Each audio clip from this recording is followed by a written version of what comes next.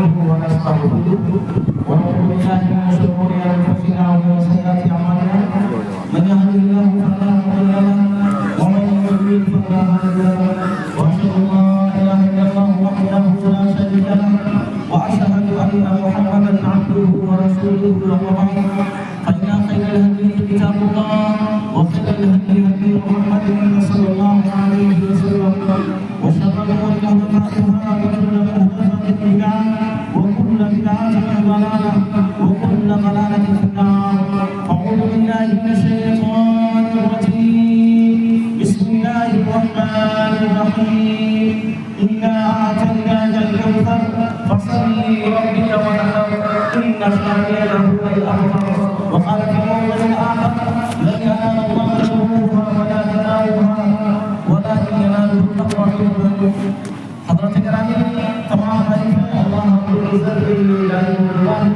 جس نے تمام انسانوں کو اس دنیا سے پیدا کیا بعد میں سلام کا رمضان پیش ہو تمام انبیاء کرام کی خصوص آخری نبی جناب حضرت محمد صلی اللہ علیہ وسلم پر اللہم صلی علی محمد و بارک علیہ.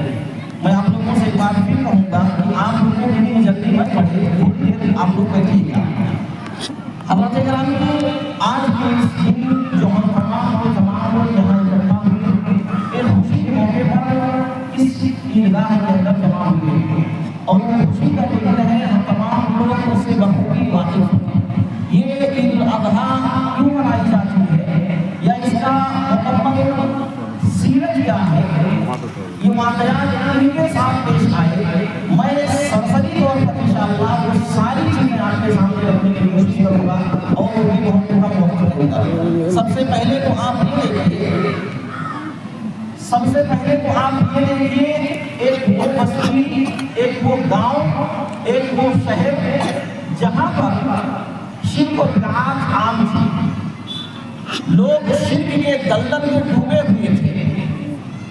جہاں پر ہر شخص کے اندر شرک پایا جاتا ہے وہیں پر اللہ رب العزت نے ایک ایسے نبی کو بھیجا جس نبی کا نام حضرت ابراہیم علیہ السلام کی ولادت ایک ایسی جگہ پر ہوئی ایک ایسے گھرانے میں ہوئی کہ حضرت ابراہیم علیہ السلام کے باپ جو تھے آزر جن کا نام تھا وہ خود بتوں کو بناتے تھے اپنے ہاتھوں سے تراشتے تھے اور اسے تراش کر بازار میں بیچ کر اس سے پیسہ کمایا کرتے تھے. حضرت ابراہیم علیہ السلام نے جب اس بات کو دیکھا تو انہیں اس بات کی بھوک محسوس ہوئی اور یہ سوچنے پر مجبور ہوئے کہ آخر یہ جو میرے باپ ہیں اپنے ہاتھوں سے بتوں کو بناتے ہیں اسے تراش کر بازار میں بیچتے ہیں اور لوگ اسی بازار میں خرید کر اپنے گھروں کو لے جا کر اس کی پوجا کرتے ہیں اسے اپنا معبود مانتے ہیں اسے نفع نقصان کا مالک سمجھتے ہیں. یہ کیسے ہو سکتا ہے؟ ظاہر سی بات ہے کہ وہ شخص وہ بت جس کو اپنے ہاتھوں سے بنایا جائے اپنے ہاتھوں سے تراشا جائے پھر اس سے اس کی عبادت کی جائے اور اسے اپنے نفع نقصان کا مالک سمجھا جائے یہ بات سمجھ سے غلط ہے. اپنی بات سے کہتے ہیں کہ یار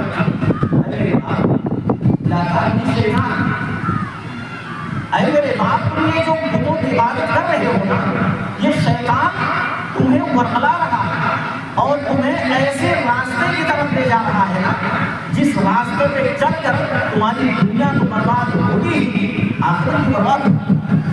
اور کھلے طور پر کہا کہ میرے باپ آپ کو جو میں دیکھ رہا ہوں شرک کرتے ہوئے جن معبودوں کی آپ پوجا کرتے ہیں میں ان کو نہیں مانتا اور نہ ہی میں ان کے اس کاروبار میں ہاتھ بٹاتا ہوں. حضرت ابراہیم علیہ السلام کی بات آزر تھے ظاہر سی بات ہے ان کی پوری روزی جو ہے سپر کرتی ہے. پہلے کہ دیکھو اگر قرآن مسئلہ نہیں ہوگا تو یہ بات یاد رکھنے کی بہت عرص نکال دی میں آپ کو اپنے گھر سے نکال دوں گا. حضرت ابراہیم علیہ السلام نے کہا ٹھیک ہے اگر تمہاری یہ خواہش ہے کہ میں تمہارے معبودوں کی پوجا کروں تو یہ بات کان کھول کر سنو تمہیں کرنے والا نہیں اور اگر تم اس بات کی دھمکی مجھے دیتے ہو کہ میں تمہیں گھر سے نکال دوں گا جاؤ تمہارے گھر کو خود چھوڑ رہا ہوں گھر کو چھوڑ کر نکل. تھوڑی دیر کے لیے سوچیے کہ وہ بیٹا جو اپنے باپ کے ہوتے ہوئے اپنے گاؤں گھر کو جہاں پر اس کی پیدائش ہوئی کو چھوڑ کر کسی ایسی جگہ جا رہا ہے جہاں اس کی کوئی منزل نہیں ایسی جگہ جا رہا ہے جہاں پر اس کا کوئی سہارا بننے والا نہیں اس کی کوئی دیکھ بھال کرنے والا نہیں لیکن ایسی حالت میں صرف ایک بات ذہن میں تھی کہ صرف اور صرف اللہ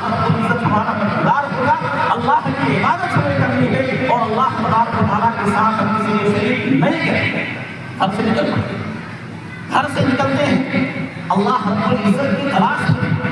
کہیں تو ہمیں خدا ملے, کہیں تو اللہ رب العزت ہمیں ملے جس کی ہم عبادت کریں, کہیں تو وہ ہو جو سارے لوگوں کا مالک ہو, کہیں تو ہمیں وہ ملے جو سارے لوگوں کو روزی دینے والا ہے, کہیں تو وہ ملے جو ہم تمام لوگوں کو تمام طرح کی پریشانیوں مشکلات سے بچانے والا ہے. اسی تلاش میں پھرتے ہیں کہ دیکھتے ہیں ستارہ, راتوں کے اندر ستارہ دیکھتے ہیں اور کہتے ہیں کہ یہ تو میرا رب ہے, یہ میرا رب ہے. لیکن جب وہی ستارہ جس پر صبح طلوع ہوتی ہے اور وہ ستارے ڈوب جاتے ہیں, لیکن نہیں یہ میرا رب نہیں ہو سکتا. پھر ایک بار ہوتا ہے چاند کو دیکھتے ہیں, چاند کو دیکھا اور کہا یہ میرا رب ہے. لیکن جب چاند بھی ڈوب گیا کہنے لگے نہیں میرا رب ڈوبنے والا نہیں. پھر دیکھتے ہیں سورج اور کہا ہاذا ربی ہاذا اکبر, یہ میرا رب ہے اور یہ سب سے بڑا ہے.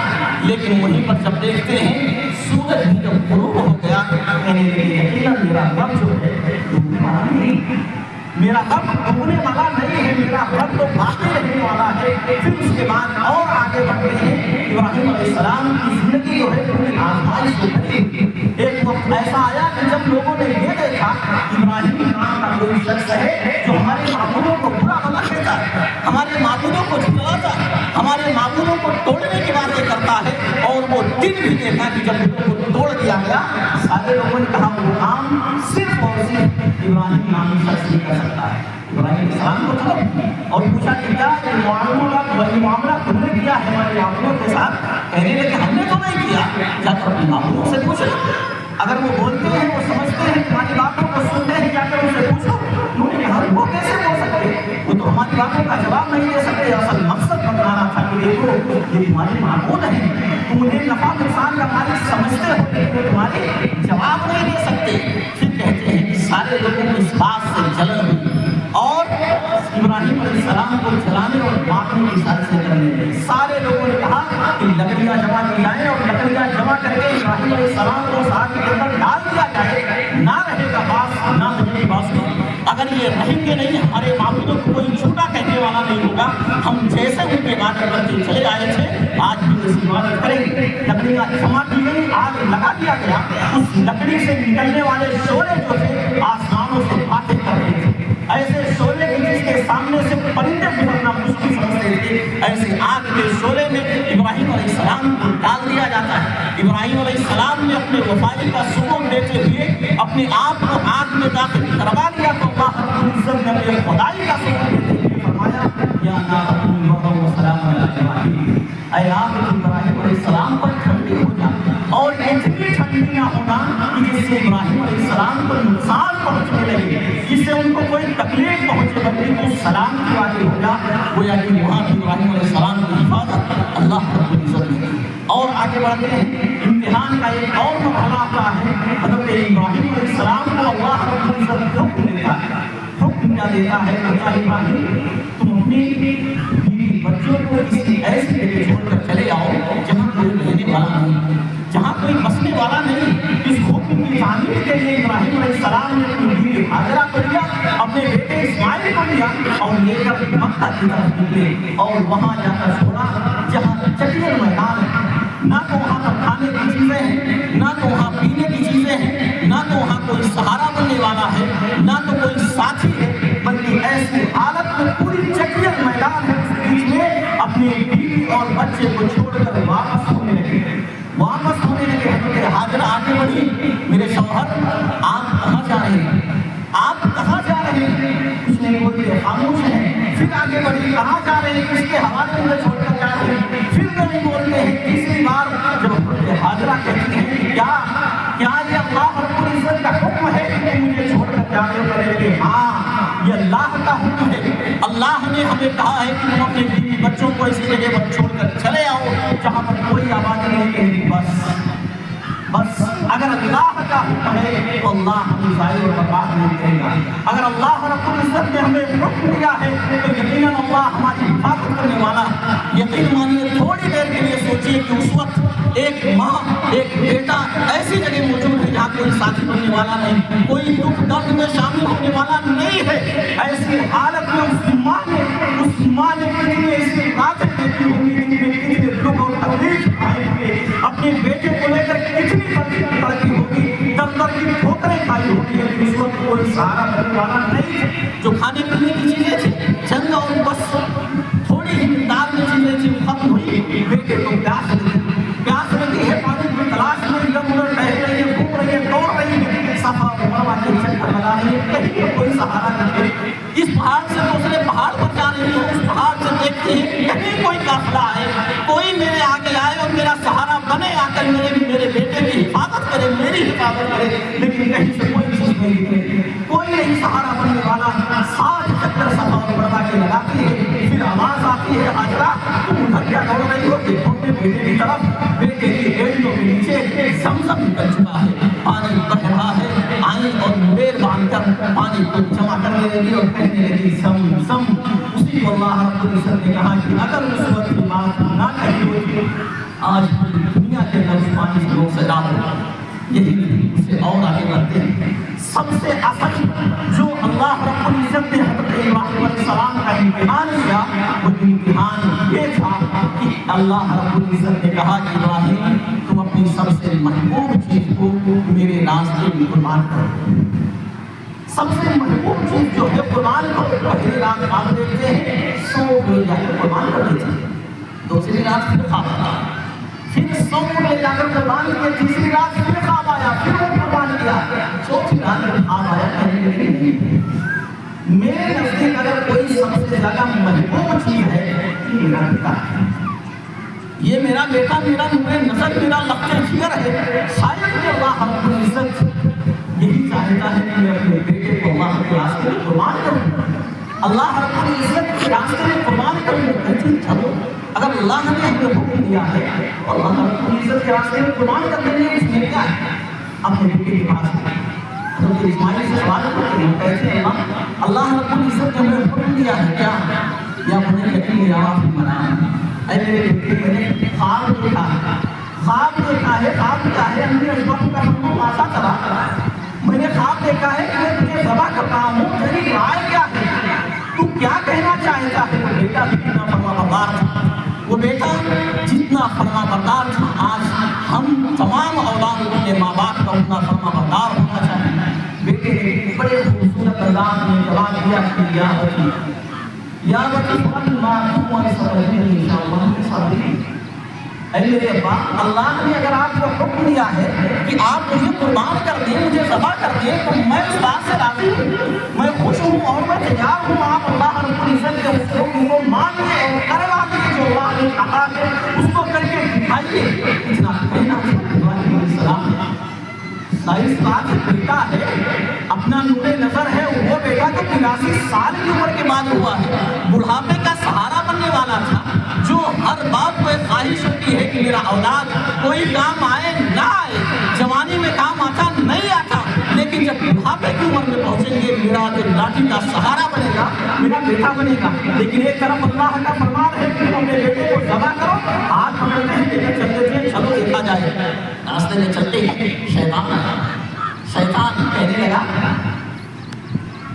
ابراہیم تم کہاں جا رہے ہو, ایک معمولی خواب تم نے دیکھا ہے, اس خواب کی وجہ سے تم اپنے ایک اتنے قیمتی اولاد کو تم اللہ کے راستے میں قربان کرنے جا رہے ہو, اور تمہارے علاوہ کوئی دوسرا اس کا کوئی بیٹا ہی نہیں ہے, یعنی تمہارے پاس کوئی اولاد نہیں. کم سے کم کچھ تو خیال کرو, کچھ تو سوچو کہ اگر یہ بیٹا نہ رہا تمہاری حفاظت کون کرے گا, بڑھاپے کا سہارا کون بنے گا, تمہارے سہارا کون دے گا. کسی کی بات نہیں کہنے لگے, اللہ کا حکم ہے کرنے کے بعد جا رہے. شیطان نے جب دیکھا کہ وہاں پر نہیں چلا, جا کر اسماعیل علیہ السلام کی والدہ حضرت حاجرہ کے پاس پہنچا اور کہنے لگا کیا تمہیں معلوم ہے تمہارے شوہر تمہارے بیٹے کو کہاں لے کر جا رہے ہیں. کہنے لگے کہ وہ تمہارے بیٹے کو ذبح کرنے کے لیے لے جا رہے ہیں. کہنے لگی پاگل, کیا کوئی باپ اپنے بیٹے کو ذبح کرے گا, اپنے بیٹے کو ذبح کرے گا, وہ بھی ایسی حالت میں اس بیٹے کے علاوہ کوئی دوسرا بیٹا بھی نہیں ہے. لیکن ہاں ان کا یہ خیال ہے کہ اللہ نے حکم دیا ہے. حضرت حاجرہ نے کہا کہ جب اللہ نے حکم دے دیا ہے تو ہم کون ہوتے ہیں روکنے والے. اللہ کی قسم آج ہمارا ایک بیٹا ہے, میرے شوہر اس ایک بیٹے کو قربان کرنے کے لیے لے جا رہے ہیں. اگر اس بیٹے کے علاوہ میری اور کوئی اولاد ہوتی تو اللہ رب العزت اگر حکم دیتا کہ میں سارے کی ساری اولاد کو حکم دے دیتا کہ ایک ایک کر کے ساری اولاد کو قربان کر دیا جائے, وہ بھی ایک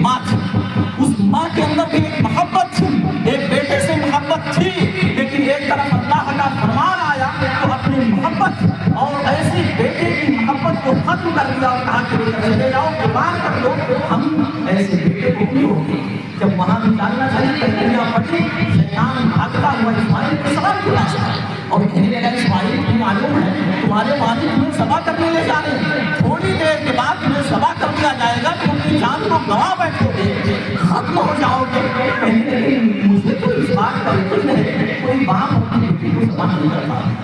आज तक हमने नहीं देखा कि किसी बाप ने अपने बेटे को कुर्बान किया हो, ज़बह कर दिया हो।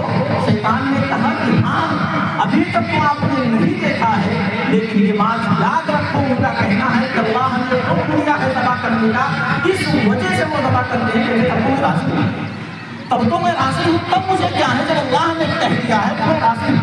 अलग शैतान का जाल जो है वहाँ पर आगे बढ़े। इब्राहिम अलैहिस्सलाम अपने बेटे को लेकर आगे से बढ़ते हैं और ऐसे हालत में जब तैयार होते हैं कि अपने बेटे को ज़बह कर दिया जाए। अपने बेटे को लेकर ऐसी जगह जहाँ पर कोई नहीं है लेकर तैयार है, चाकू जो है भेज दी जा रही है। ऐसी हालत में आप सोचिए क्या मंजर रहा होगा।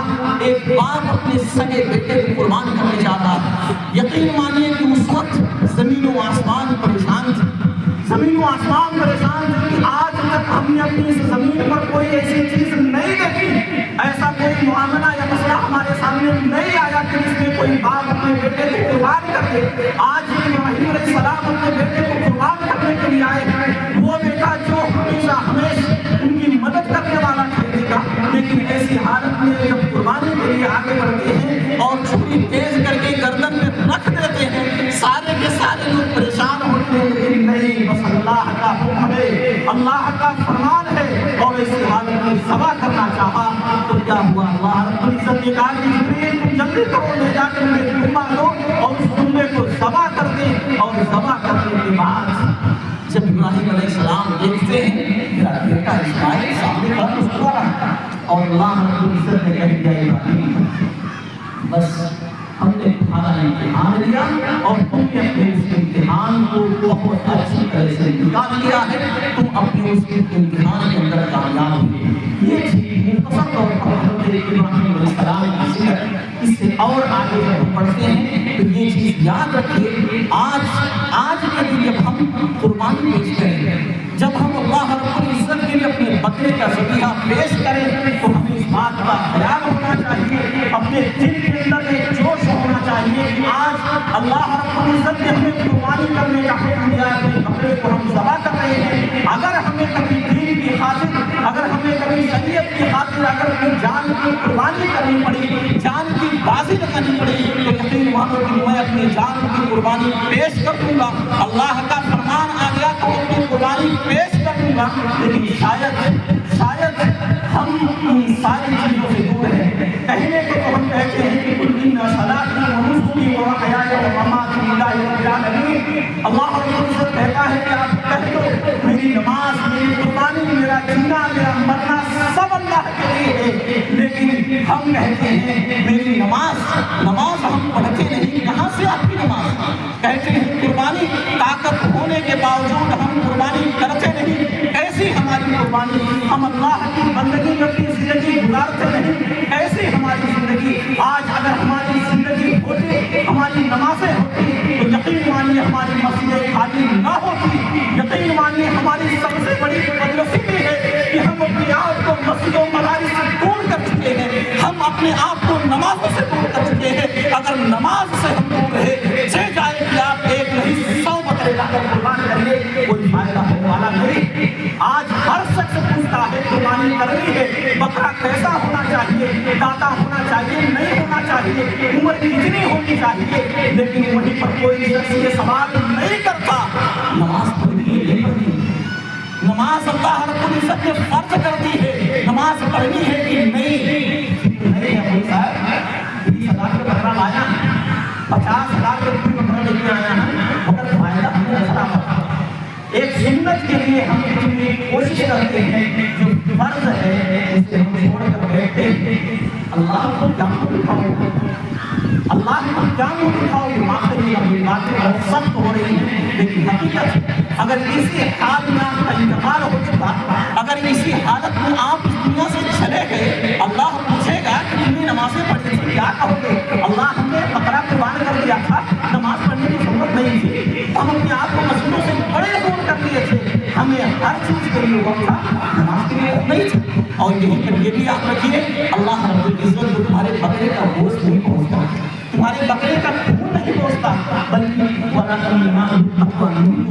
اللہ تمہارے تقویٰ کو دیکھتا ہے، تمہارے اندر کتنی للہیت ہے، تم کتنے خلوص کے ساتھ اپنی قربانی پیش کرتے ہو۔ اور یقین مانو کہ اگر تمہارے اندر خلوص نہیں ہے، اگر تمہارے اندر تقویٰ نہیں ہے، قربانیوں پر قربانیاں پیش کرتے رہیے، اس سے کوئی فائدہ ہونے والا نہیں۔ اور آج کے دن جب آج اپنے بکرے کو قربان کریں تو اپنے اندر کی انا، اپنے اندر کا تکبر، اپنے اندر کا غرور، ان ساری چیزوں کو آج کے دن قربان کر دیں۔ آج ہر شخص کے اندر دیکھا جائے کہیں نہ کہیں اس کے اندر تکبر پایا جاتا ہے، کہیں نہ کہیں اس کے اندر غرور اور گھمنڈ جیسی چیزیں پائی جاتی ہیں۔ اور ان ساری چیزوں سے اگر ہم نے اپنے دل کو پاک نہیں کیا، سارے دوسرے لوگوں سے اگر ہم نے اپنے آپ کو بہتر سمجھا ہے، بہتر سمجھنے کی کوشش کر رہے ہیں اور اپنی ناک کو ہمیشہ اونچی رکھنا چاہتے ہیں، یقین مانیے یہ غرور، یہ تکبر آپ کو لے ڈوبے گا۔ چاہے آپ اس دنیا کے اندر کتنے خیر کر کے جائیے، کتنے اچھے اعمال کر کے جائیے، کتنے صدقہ و خیرات کر کے جائیے، لیکن اگر آپ کے اندر غرور ہے، کہیں آپ کے اندر گھمنڈ آ گیا کہ ہم نے تو فلاں کام کر کے دکھایا ہے، ہم نے تو فلاں کام کیا ہے، ہم نے تو اللہ کے لیے یہ کام کیا ہے، لیکن آپ نے اللہ کے لیے نہیں، اپنی بات کے لیے کیا ہے، اپنی شہرت کے لیے کیا ہے، لیکن مانو اس کام سے جو کرو، جتنا کرو اللہ کے لیے اور خلوص دل کے ساتھ کرو، اخلاص اپنے اندر پیدا کرو۔ اور وہیں پر یہ بھی کہوں گا، آج یہ خوشی ہے، خوشی کا دن ہے، خوشی کے دنوں میں خود بھی خوشیاں منائیں، دوسرے لوگوں کو بھی خوشیاں شامل کریں۔ کہیں ایسا نہ ہو جائے کہ ہمارے وہ بھائی جن کے پاس قربانی نہیں، جن کے پاس بکرے نہیں، جن کے پاس ذبیحہ نہیں ہے، وہ کہیں ایسا نہ ہو جائے ان کے بچے روتے رہے، ان کو کہتے رہے کاش کہ میرے باپ کے پاس بھی اتنا مال ہوتا، اتنا پیسہ ہوتا کہ میرا باپ بھی بکرا لاتا، ہم بھی عید مناتے، خوشیاں مناتے، گوشت کھاتے۔ ایسا نہ ہو، بلکہ آپ کے پاس اگر ہے خود بھی کھائیے، دوستوں کو بھی کھلائیے، اور اس بات کا خیال رکھیے